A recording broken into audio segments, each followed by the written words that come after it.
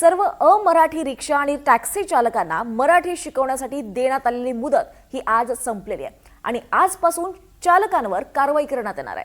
आजपासून मराठी न बोलणाऱ्या रिक्षा आणि टॅक्सी चालकांविरोधात परिवहन विभागाकडून कारवाई करण्यात येणार आहे। या चालकांसाठी परिवहन विभागातर्फे 15 ऑगस्ट पर्यंत मराठी शिकण्यासाठी वर्ग चालवण्यात आले आणि त्यानंतर आजपासून कारवाई करणार असल्याचं परिवहन मंत्री प्रताप सरनाईक यांनी सांगितलंय।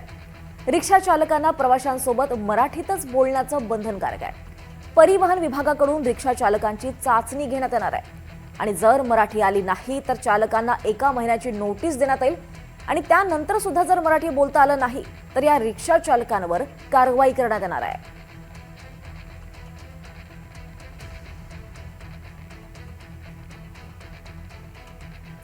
तर सध्या रिक्षा टॅक्सी चालकांच्या मराठीचा प्रश्न अतिशय गाजतोय। अमराठी माणसांसोबत मराठी बोलण्याची जबाबदारी ही मराठी माणसांची आहे असं विधान एकनाथ शिंदेंनी केलंय। तसंच मी देखील रिक्षा चालवली म्हणून 3 पक्षांचं सरकार चालवू शकलो असं सुद्धा शिंदे म्हणाले।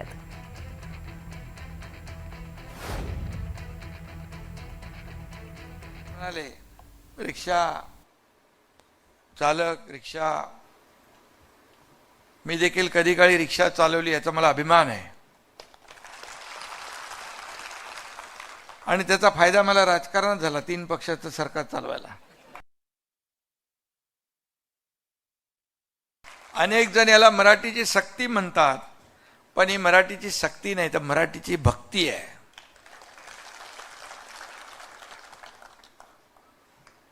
आणि मराठीची भक्ती केली तर महाराष्ट्र प्रसन्न होईल हे पटवून देणारं हे अभियान आहे।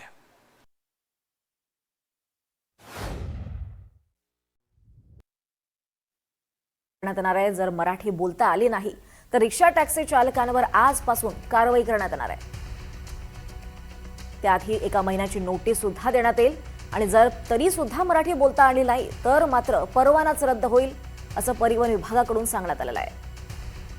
त्यामुळे आजपासून या कारवाईचा बडगा उगारण्यात येतोय। नेमका कसा परिणाम झालाय हे सुद्धा पाहणं महत्त्वाचं राहणार आहे। काही मराठी बोलता येणार आहे, काही रिक्षा चालक टॅक्सी चालक यांनी मराठी बोलायला सुरुवात सुद्धा केली आहे, ते बोलण्याचा प्रयत्न सुद्धा करतायत।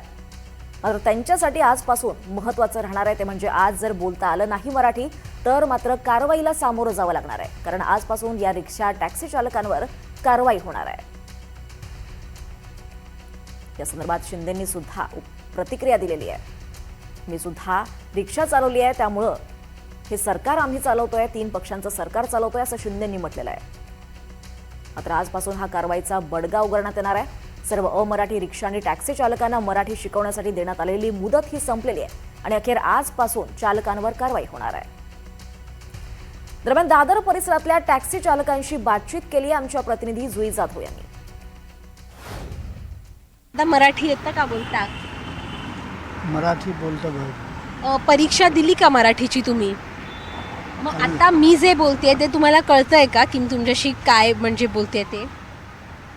उनको पूछो। म्हणजे तुम्हाला मराठी येत नाही अजून बोलता? मराठी मेरे कमी आता है। मराठीमध्ये काय कमी आता है मेरे को। परीक्षा दिलीतच नाहीत का? मग देणार आहात याच्या पुढे? देना है। दादा तुम्हाला मराठी जमलं का बोलायला? नहीं मराठी जमेगा क्यों नहीं, जो थोड़ा थोड़ा तो सीखना चाहिए। वैसे हर राज्य में जहाँ रह रहे हो तो भाषा सीखना जरूरी है। ये तो है नहीं कि सरनायक सर ने कहा कि जबरदस्ती तुमको थोप रहा, धीरे धीरे सीखो। और उनका भी कहना सही है कि कहाँ आपको जाना है कहाँ नहीं जाना है। हाँ मला इथे जायचे, हाँ तुम्ही बसा, रास्ता तो मालूम। परीक्षा दिली आहेत का तुम्ही? परीक्षा दी है। मग आता जे मी तुमच्याशी बोलते ते तुम्हाला समजतंय का? हाँ समझता है ना। तो थोड़ा थोड़ा जर एखादा पॅसेंजर बोलला की मला नवी मुंबईला जायचंय तर तुम्ही काय सांगाल त्याला? हाँ वैसा तुम्हें मला माहिती है। आणि लांबचं भाडं तुम्ही घ्याल पण जवळच्या भाड्यांचं काय ते स्वीकारणार का? हाँ सब चलता है ना, अपने पास तो सब चलेगा ना मैडम। अपना तो है तो धंधा करना है, ऐसा नहीं जाना। हाँ मैडम मैं नहीं जा सकता ऐसा। हे मराठीत कसं बोलाल? मराठी में जैसे बोलना तो तुम्हें जायचे ना, मला नहीं जायचे। जैसा भी क्या पैसेंजर भी अगर थोड़ा बोलते हैं ना तो हमको थोड़ा समझ में आता। मूल पैसेंजर भी हिंदी बोलते हैं तो इसके लिए थोड़ा सीखने में हम लोग को तकलीफ पड़े। जैसा भी कोई बोलने लगता है ना तो हम लोग समझता हूँ कि हाँ इधर जाना है, तो अच्छा भी रहता है। और वैसा सरनायक सर ने सही भी कहा, ये तो प्रेशर नहीं डाले कि नहीं जोर जबरदस्ती, भाई धीरे धीरे सीखो। काही अजूनही टॅक्सी चालक इथे आहेत या टॅक्सी स्टँडवर, आपण त्यांच्याशी देखील संवाद साधूया। दादा मराठी येतं का? तो थोड़ी थोड़ी येतो. काय काय शिकलात नक्की, काय काय प्रश्न विचारले? सरनाईक साहब ने जो किया है ठीक है, मराठी का सम्मान करना चाहिए, लेकिन किसी किसी को आता नहीं, थोड़ा उनको और समय दे जो है सीखने के लिए. तुम्ही कुठले आहात नेमके मूळचे? काय बोलतो? मूळ गाव कुठलं तुमचं, कुठून आला माझा आहात? गाव उत्तर प्रदेश आहे. मुंबईत किती वर्ष झाली? मुंबई मध्ये 22 वर्ष झाले. मग आता मराठी या आधी यायची का आता शिकलात ह्या नियमानंतर? तुला आता नाही म्हणलं, मी शिकले मराठी. मग आता जे मी बोलते ते तुम्हाला कळतंय ना की मी काय बोलते ते?